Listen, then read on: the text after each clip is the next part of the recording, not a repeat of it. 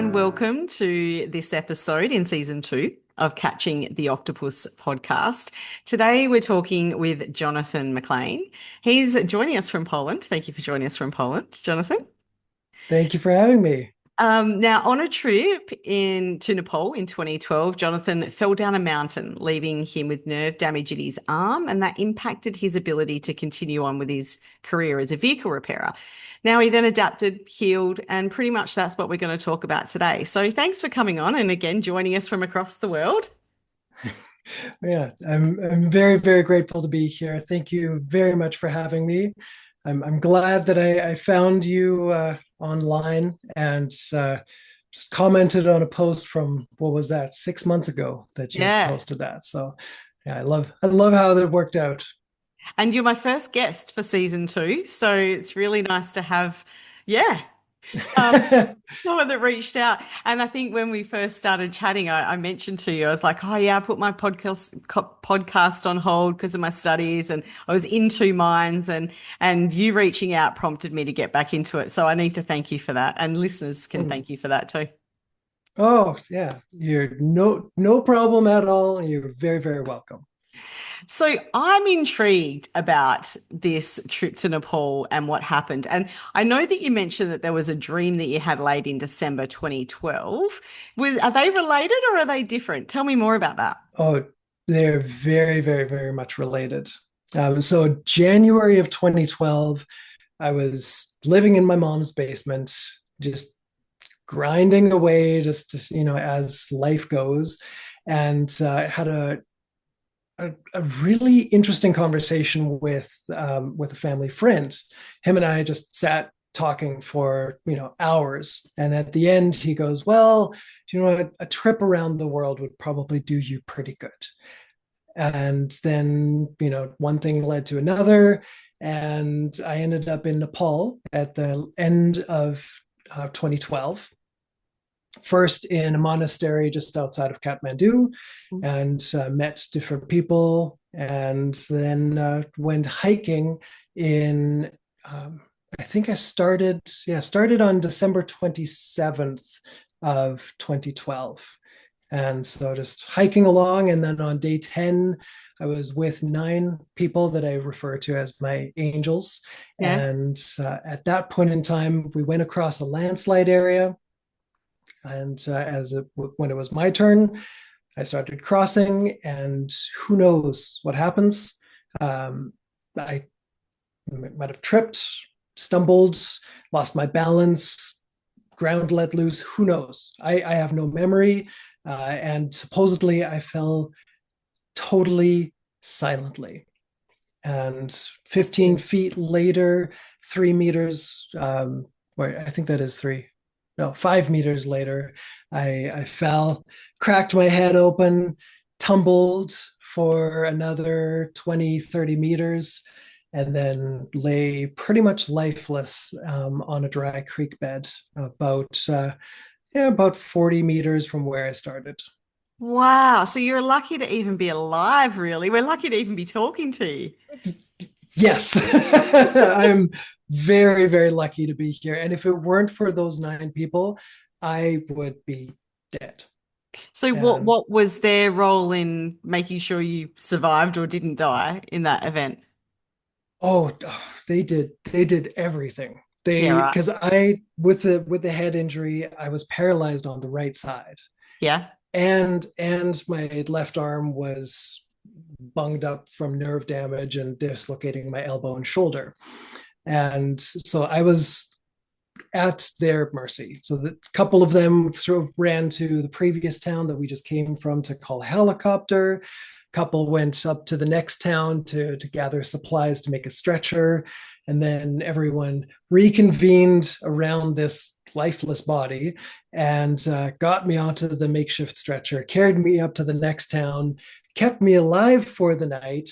And then the helicopter came first thing in the morning and got me to the hospital. Right. So what held the helicopter? I mean, I'm from a Western society where we've got the RAC chopper over here in Australia and it's there within, minutes or half an hour to an hour. That's a long time to wait for Right. some medical care. Yes, yes, and they thought I was going to die in that Yeah. time. But the when I fell, it was late in the afternoon and the sun was about to set. And the Right. helicopter said, "It's too late. We can't come until morning." And then they promised they'd be there at like 8 o'clock in the morning, didn't show up until like 9 or 10. Yeah. But Wow. that's how it goes in Nepal. It's like, well, we get there when we get there. And if it works out, it works out. Yeah. So, and how's that related to your dream? You mentioned your dream. Yes, yes. So in the monastery, right around December 21st, as you remember, December 21st, 2012 was supposed to be the end of the world, right? According Yeah. to the Mayan calendar. Yeah. And right around that time, I had this very, very vivid dream where there were three owls flying around me, and I was walking in a backyard, and all of a sudden I was paying attention to these owls, and this little blue boy comes up to me, just out of nowhere, and gives me this little brownish no, copper colored rock, or like penny. It almost looked like a penny. Hmm. And you know indicates that this is something that I'm supposed to be learning from and doing with my life. And I'm like, I have no idea. What am I supposed to do with this? And then like he indicates like the top of my up top of your head, top of your head. I'm like, okay, so I'm supposed to take something copper colored and put it on the top of my head. Who knows? Yeah. So forget about the dream. I wrote it down in my journal, and then 2 weeks later, I'm at the bottom of this hill. Actually, 3 weeks later, at that point in time, and one of the people that I was with picked up this rock, which is the exact color that the little I've just gone boy. goosebumps all over. That's so It's cool.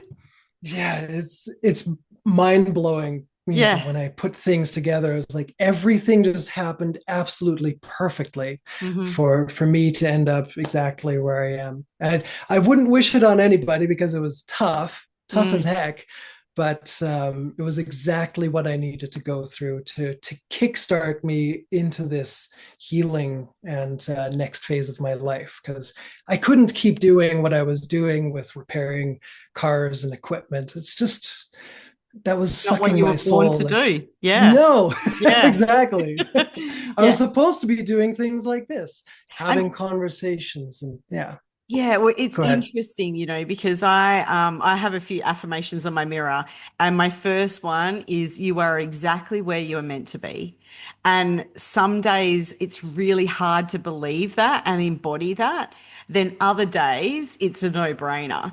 And so I suppose for you, and I get it's usually on those days where things are challenging me that I'm like, but I'm not meant to be here because this is hard and it's icky and it's yuck. But then later on, I'm like, it makes sense now. So did you have that aha moment then at some point? Because it would have been a pretty lengthy healing journey, I would imagine.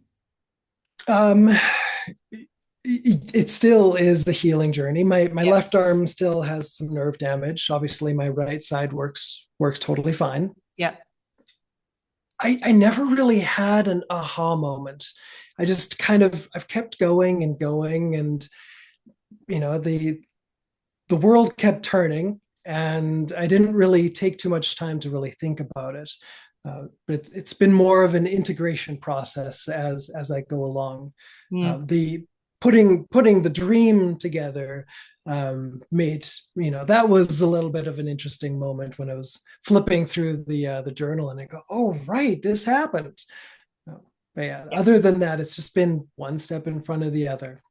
Yeah, and look, I remember I saw a clairvoyant or a palm reader back before when I was pregnant with my son. He's 22 now. I didn't really have strong belief systems in all of this spiritual elements at the time. It was more like I'm going to test her to see if she can see I'm pregnant, right? So it was just a bit of a Oh fun thing, yeah. yeah. Um, where I went in there and she told me a whole range of things. I won't go through them all, but one thing she didn't tell me was that I was pregnant. So I did ask her if I was going to have children. She didn't mention the pregnancy. And so I walked out of there thinking, oh, this is just a whole hope of codwash. She did now looking back, she told me my husband's name that I later married. And she also said this one thing about being in a slightly elevated property with three distinct trees. And she said, just remember that. Now, every property I went to, I looked, oh, I'm elevated. There's three trees, all this stuff.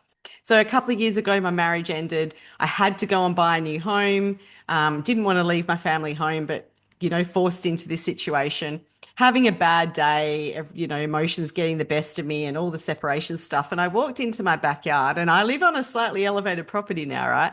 And all that was in the garden were three palm trees, nothing else. Wow. And at that moment, I was like, you are exactly where you're meant to be. Yes. Yeah. Yeah. Isn't that amazing when just things line up, and sometimes you don't, or sometimes I haven't heard about what I'm supposed to be doing ahead of time, but the hindsight is always like, oh, I learned that lesson so that I could apply it now. And Yes. I try to remember that as well as I'm going along, especially on those hard days. Yeah. And even like the easiest story for me to remember is Steve Jobs. He took a calligraphy or some kind of a writing course in university and had no idea why he took it. And then years down the road, decades down the road, Apple now has some of the most beautiful fonts. Mm. Wow, one working with the other. And it's just, yeah, I think the beautiful thing about life is going in and having that trust that where you are is where you're meant to be. And you mentioned in some of your notes that you gave me as well some stuff about human design.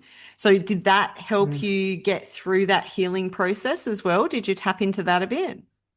Human design didn't show up in my life until 6, 7 years ago. Yep. Before that, I was doing a lot of soul searching and healing with different spiritual mediums, such as A Course in Miracles, and just a lot of meditation and all of that stuff.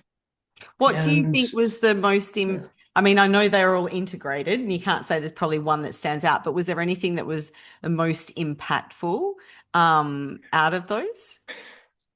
um, yes, and it is only legal in a few places in the world. Um, Ayahuasca, it's Yep. I I went through probably the first night I sat with ayahuasca. I went through probably 10 years of therapy in Mm-hmm. one night. Yep. Just trauma release left, right, and center.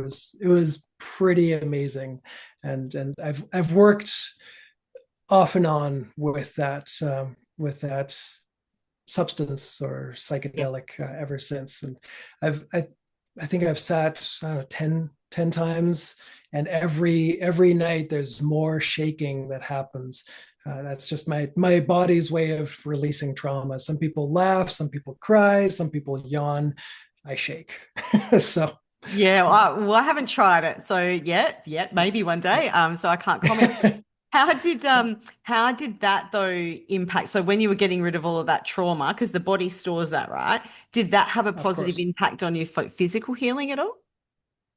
Oh yes. Oh yes. Yeah, my arm improved. It Yeah. went from probably about 20% function to it's maybe up to about 50, 60% function now. Nice. And most of that is thanks to ayahuasca. And then that's for the very intense work that I do every once in a while, like, Yes. every year or two. The day to day is more just mindset of, that started with the A Course in Miracles, Yep. went through other kind of mindset. I wouldn't say just mindset practices that I can just do on a moment to moment basis of going, what do I want to believe? What's actually going to help me get to the next step? Yeah. So, And thoughts are things, right? I think we don't understand the power of how powerful our thoughts and our words are sometimes. And I know my daughter had a friend over for a sleepover the other day and something was happening and she said, "Oh, that was stupid." And I straight out go, "We don't have that word in our house." She goes, "Oh, that was silly." And I went, "Yep, cool, I'm happy with that." And so yeah. I'm a bit weird like that in some ways is I have different words that aren't said. I swear like a trooper. I've got a background in trucking, so when I'm not being professional, I swear pretty bad. But I don't feel like that's as bad as some of these other words that really stick in and create belief systems that are unhelpful, right? Oh, absolutely. Yeah. There's back in high school, this was my first memory of how beliefs really changed one's life. And I decided at that point in time that I did not want to use the word hate Yep. because it didn't feel good. So I am not going to say the word hate anymore. I'm not even going to think it. And 3 months went by, I was saying the word less. And then 6 months went by and I was thinking the word less. And then a year later was like, oh yes, everything that was being brought down by that word was now just released to be able to go up a little bit. So Mm, I mm. practice that so often with all of the little things that I say. Even if it's just slightly negative, I'm like, oh, I don't want that. And then I'll actually say to the person, I'm just going to do a reset. I want this instead of what I just said. And look, I think the belief systems are so important to healing. And I mean, we've proven it scientifically with the whole placebo effect, right? Like they'll Yeah, actually give people medicines that are nothing, tell them it's going to heal them, and their body heals. And then we use that to actually evaluate how effective real drugs are and those real medicines are. So it's not like it's a fallacy. Like we actually use it as a scientific measure. exactly. Yes. So why not tap into that in your everyday life? Yeah. So, what do you think was the pivotal moment in your healing? Because I'm sure, even though the most positive-minded people, when they're impacted, and I know I've been through quite an emotional healing journey this year, and I know there's times where even my most positive thoughts were still outnumbered by just the feeling of I'm a victim, poor me. And I'm Hmm. assuming with something that you went through, that would have been something that would have been predominant from time to time. Yes, from time to time. Yeah. The And what pulled you out from um, that? What was some of the techniques or some of the healing modalities you used to try and pull yourself out from that? that's a great question. Making me think back to 10 years ago. um, I think early on, when I was first starting to work with not human design, with A Course in Miracles, Yes. it's somewhere I read that, if you can't deal with something, just give it to the Holy Spirit, God, love, whatever you want to call the higher being Yes. that you want, right? And so I started playing with that. And I think that was probably one of the most pivotal um, points in my life where I would just start to go, I'm getting overrun with thought loops and all of these negative thoughts, and I just can't handle it. I can't like will myself into thinking better thoughts. Mm. I give up. God, Holy Spirit, love, take this. I just can't. I can't today. I surrender. Just leave it. Let it be.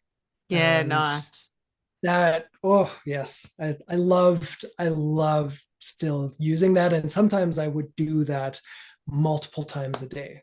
Now even it's once every couple of weeks where I'm like, I don't want that, and I try to force myself to change it, and I can't, and I go, okay, God, take Yeah. take care of it, please. Yeah. Well, I've got a bit of a background in energy healing, and kind of that's the theory behind energy healing is like shifting those energies that are unhelpful. And whether you do it by gifting it to God, universe, source, whatever anyone says, whether you do visualizations. I have like a blue screen technique where you throw it all on a screen, cover it in paint, and throw it away. So there's like all these different things you can do. Whereas Mm, the mind and the body, just to release that sort of aspect, so then it lets in what needs to be let in for the healing, right? yes, yeah, yeah. Then and later on in my journey, like I said, about 6 years ago, Yeah. that's when human design came in and even more compounded the effects of everything that I'd been doing prior to that. Mm. So in human design, are you familiar? How familiar are you with human design? I've done a bit of a human design test, sort of a Yep. test on myself, and it came back pretty much bang on everything about me. But I haven't Okay. gone any deeper. So share. I'd love to All hear right. about it from you. So for the people listening or the people watching, there are five main energy types in human design. There are the manifestors. They're the people that are supposed to, the only type of people that are supposed to go out and make things happen and just initiate things and just make change happen in the world. So the Yeah. manifestors, less than 10% of the population of the world. And there are the generators and manifesting generators. Those two types come in and start to do the work that the manifester first initiated. And then those two designs come in and start just doing the work. These are the types that are able to do 12-hour days without breaks, without food or anything, and just motor along. And my brother is a manifesting generator, and he works 12 days on, 12 hours a day. Yeah, I'm like, right. I don't know how you do it, but he loves it. Yeah. Anyway, the next type is a projector, and that's my energy type. So I'm not supposed to be initiating things. I'm not supposed to be working like crazy. I'm supposed to be waiting for invitations, and of Mm. course other projectors are supposed to do so too. Yep. And then the last type is what's called a reflector. They're supposed to sit back and witness and reflect back to their community the health of the community. Yep. So, if just like a frog in the rainforest or like a starfish in the sea, if there's any kind of an issue, that's where you'll see it first. Mm. Yeah, very So, interesting. And what you got you into that? an invitation. No, really? I know. So, a friend of mine who I was connecting with quite a bit back then said, "Have you ever checked out human design?" And I go, "I've heard of it. I've never really played with it." And she goes, "Well, just check it out a little bit more." So dabbled, and I go, I kind of like this. And then she goes, "Oh, well, why don't you build a business around this?" I'm like, "Well, that's a great idea. I want to do that." So my whole business started because of this one conversation with my friend who said, "Have you checked out human design?" And build a business around human design. So since then, I've just lived more and more in alignment with how human design says I'm supposed to live, which is waiting for an invitation, and Yes. especially around the big three in life. So, what to do for money, where to live, and who to be in relationship with. Mm. And right now, well, the income side is, by invitation, human design, doing that and other coaching as well. Yes. And then the relationship that came in through an invitation. And I'm in Poland right now because of an invitation. So and life is so much easier when I live in my alignment to my human design. Yeah. And what's your energy type? Oh, I'm pretty sure I was a manifester. Um, Hmm. but And that can be tricky for me sometimes too. And so sometimes like I because I push when I think something's right and I think something needs to go, I'm all in and I push and I think of all the different ways I can make it happen. And when I went to start my PhD, I was finding it hard to get supervisors. And so I went down every avenue. I even reached out to the dean at the local university. Have you got any contacts? Like everything I could do. And Mm, at one point, I was sitting there going, Gnomes, you have to start realizing what's the difference between giving up, because I'm not someone that gives up, or right. accepting to surrender, right? Because Mm, sometimes you need to have that acceptance to go, okay, this isn't for you. And so I think that's been my biggest challenge, being that manifestor, is knowing when I have to say, no, you know what, that's not for you. If you've tried every angle possible and it's still not coming through, but where I draw the line is difficult because I don't want to not do it and go, but if I'd thought of one more thing, I would have achieved that, so I'm very mm. achievement focused. Um, yeah, and I think I'm definitely the manifester. I like to break new ground. I like to try new things. I like to try and do things that I don't think I'm capable of to show myself I can do them. All right. Mm. That definitely sounds like very manifestor energy right there. Yeah, but for a long time while I was in corporate though, I was in that other, what's the other one, the manifest, the worker bee one? Yeah, the manifesting generators and the generators. Yeah, so I was probably in Yes. the more manifesting generators. So I was working the 12-hour days. I was going away for work. I was doing my uni on the weekends and I was just working the Ooh. whole time. And I still made things happen, but I didn't have joy. I was just Mm, functioning and I was earning a lot of money and I was doing all the things and I was getting the external validation, but I didn't have any internal validation. Like I was seeking it, like that's what I needed. Whereas when I've gone into more just doing the manifesting, coming into my business, doing my study, parenting, I actually have joy. Every day I feel joy. And I think that's what the human mm. design's for, right? To get you in a place where you're in the flow, where you can actually feel connected to things. Yes, yes. And actually, each energy type in human design has a unique signature of what it looks like when that person is in alignment. So for you as a manifester, it would be peace. Yes. And for generators and manifesting generators, it's satisfaction. I just know, like, when I look at my brother and I go, he just worked 12 hours, 12 days straight, and he comes back and he's all just happy and just he feels satisfied, like he Yeah. did a good job. Yeah. And then the projectors, when we live in alignment, it looks like success. Yes. Next thing just things just happen the way that they're supposed to. And Mm. then for reflectors, it's surprise. Yeah. Okay. Yeah. Yeah. Very interesting. I mean, there's so much. Like I'm on this big not this big spiritual journey, but I've rekindled back. So I'll probably in another episode for the listeners here can join in and find out what brought me into this. Because like I said, I was a non-believer at one point. Like I was raised in a Catholic environment, went to private schools. My focus was more on God. Anyway, so you can go find the podcast where I talk about that, the episode. But I found that once I actually stepped more into that, like the area of healing modalities and different things you can do is endless. And I think that's part of our own purpose, isn't it? Is finding what we connect with and what resonates with us is what's going to work with us the best. And so I'm assuming you did that through your healing journey. Oh yes, yeah, very very much so. It was just a lot of trial and error and leaving old thought systems behind.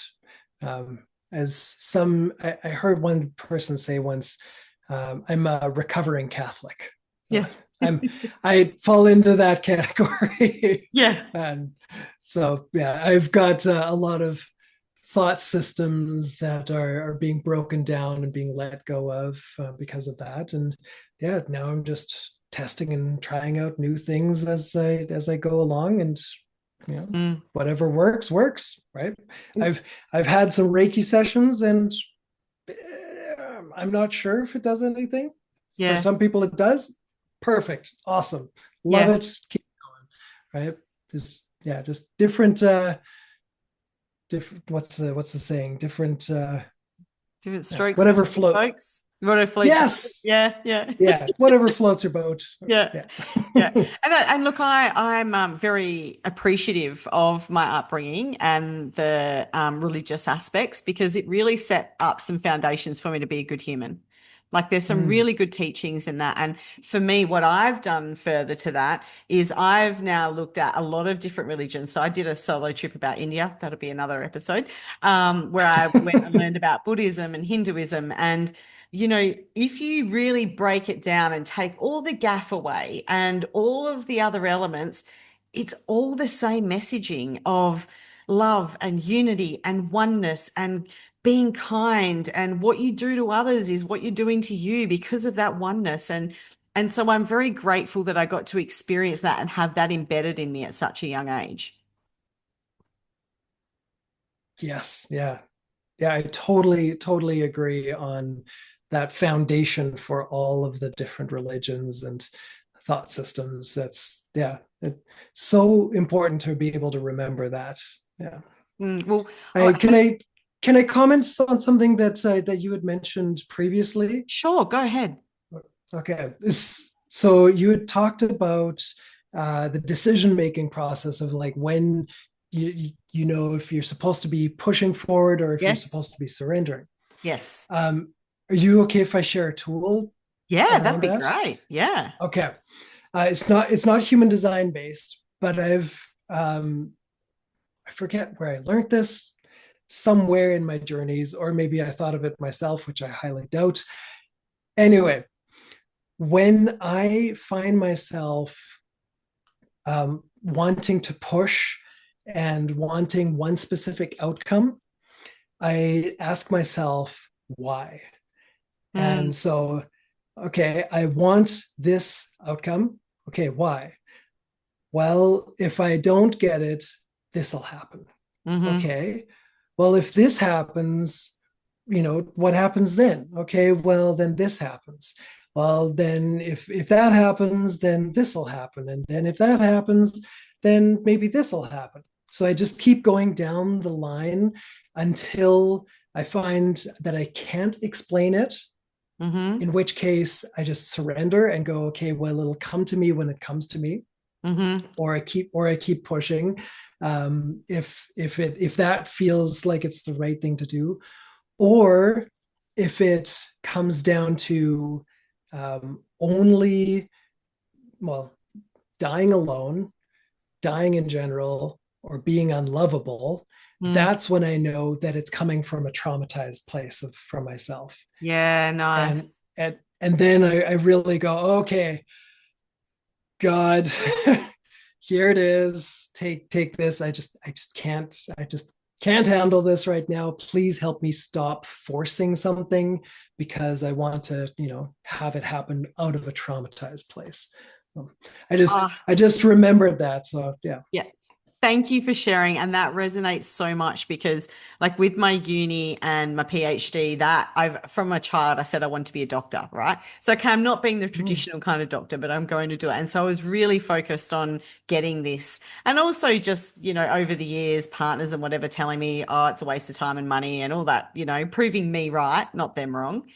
And mm, that most recently I did have another thing that I was really pushing for, probably a bit more relationship based, which kind of wasn't working. And I actually realized now, and that's when I released, that was coming from a place of trauma.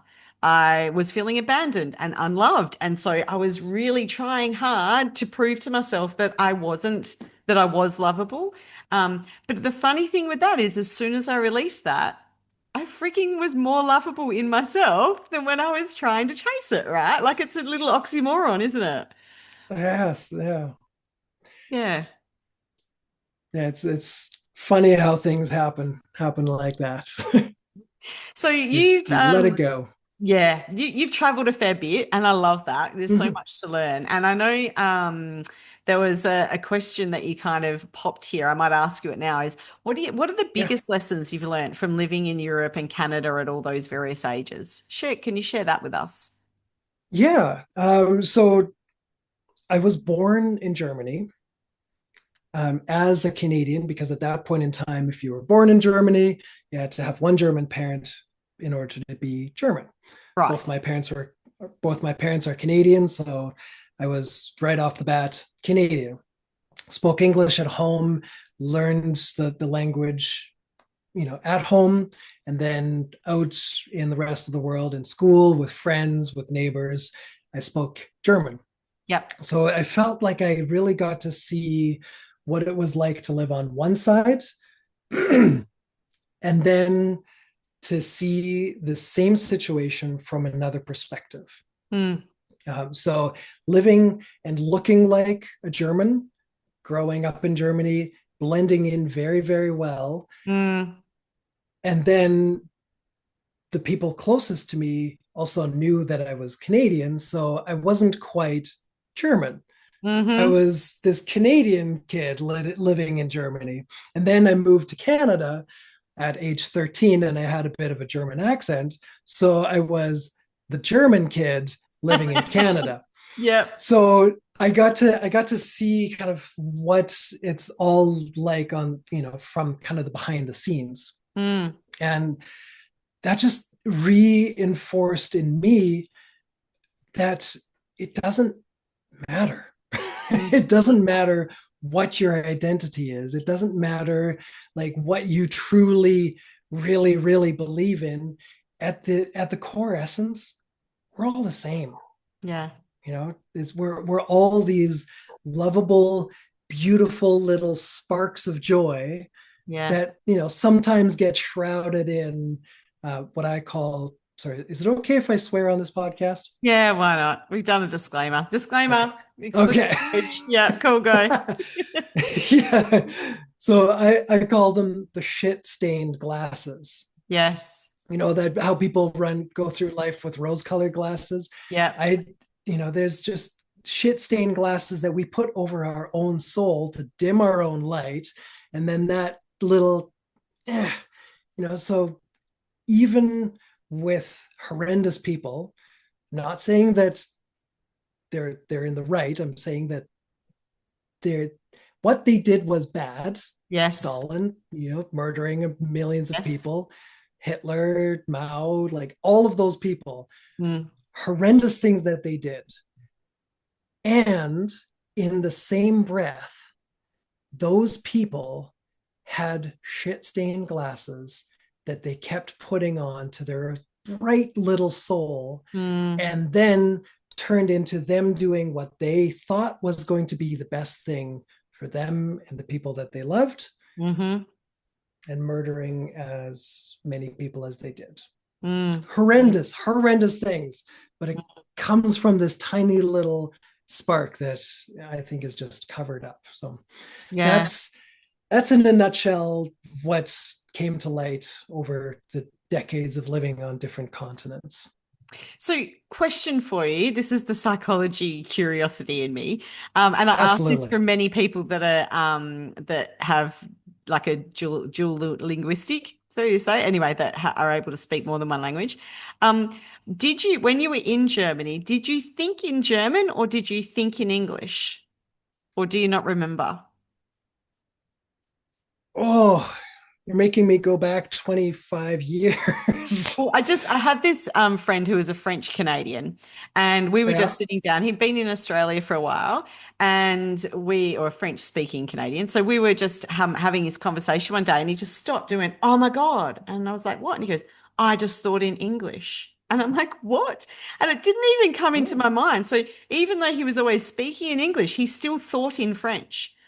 And it just intrigues me now to see because we say, "Oh, what's your primary language?" Well, I would say English, but right. is your primary language where you grew up, what you were raised as, or is it what you think?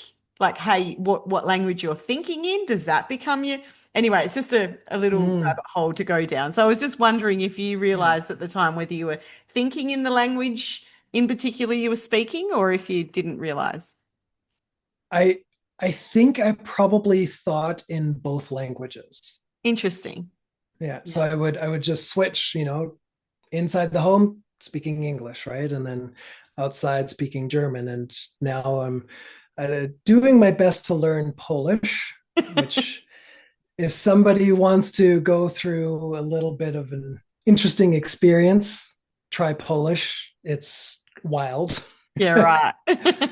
It's beautiful, beautiful language, but very difficult. Um, Another layer to what you were saying, I heard that if you start dreaming in a different language, you know that you've really mastered that language. Oh, interesting. I Yeah. hadn't thought of that next level. Hmm. Hmm. So, in from that vantage point, I think I've always been a native English speaker Yeah, okay. because I don't think I've ever dreamt in German. That might But be my new favorite question to ask someone who speaks more than one language now. oh, What did you think in and what do you dream in? I want to know both. yeah, I'm yes, curious yeah, of that. that'd be awesome. So what would be your biggest takeaway or your biggest piece of advice or the thing that really stuck with you most after going through that healing journey? Because that would have been life-changing for you. It would have upset your whole life. What do you think was the thing you were most grateful for out of that?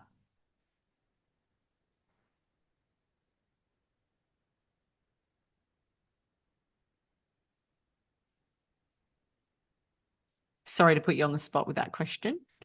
No, that's good. I love. I call them juicy questions. There's a lot of juice. It just goes right to the depth. Oh, the biggest takeaway. I think it was just to be grateful. Yeah. No Okay. Nice. no matter what, there's always something to be grateful for. Mm, Even when I was laying in the hospital bed, 78 staples on my brain or on my scalp, not able to move three of my limbs, there were still these beautiful, beautiful moments that I got to have. And I am so, so grateful for those. Do mm. you have time for a little story? Yeah. Throw in a quick one. Mm. This, okay. I might start tearing up. I'm sorry if I do. I will No, do don't my best to keep apologize. it. That's fine. So So, now I'm really excited and intrigued. okay.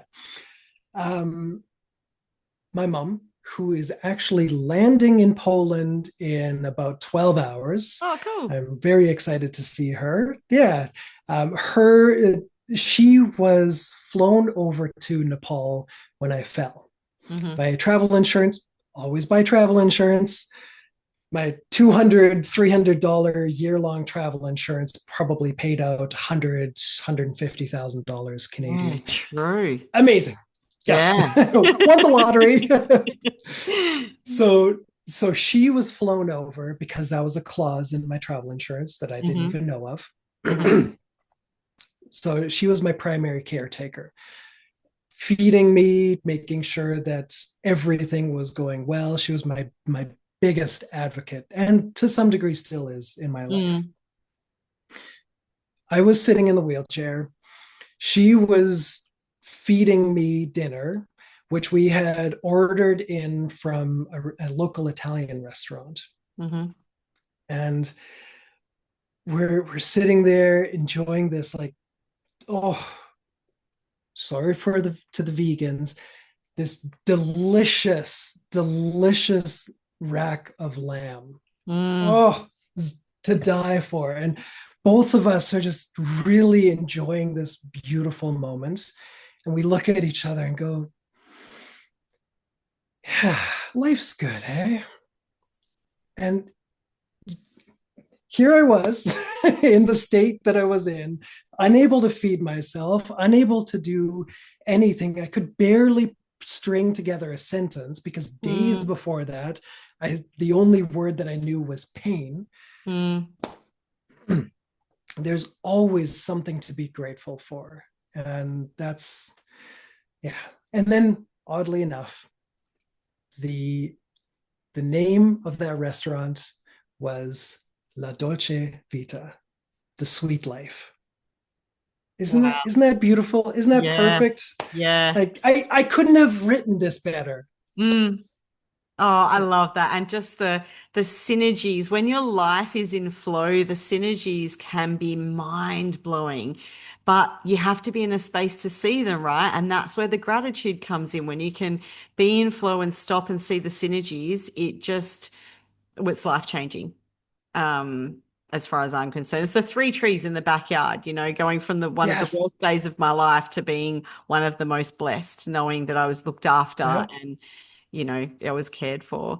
So, look, if people want to reach out to you, if they want to, because you're doing some coaching and things like that now, and going into that space, Yeah. what's the best way for people to reach out? What sort of offers do you have at the moment? How can they take advantage of you? Um, right right now, the best place to connect with me is ospreyguide.com.